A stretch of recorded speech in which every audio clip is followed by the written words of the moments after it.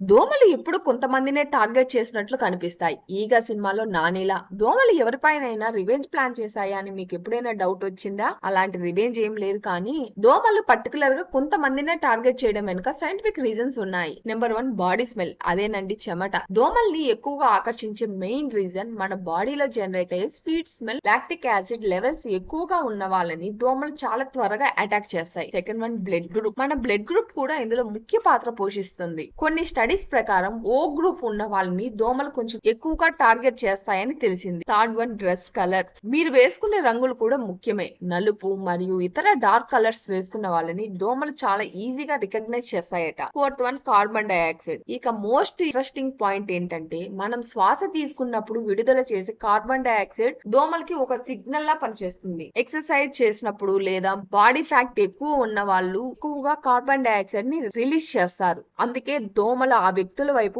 Fast గా attract అయ్యి కుడతాయి. మీ friends లో ఎక్కువగా కుట్టించుకునే వాళ్ళకి ఈ రీల్ ని షేర్ చేయండి.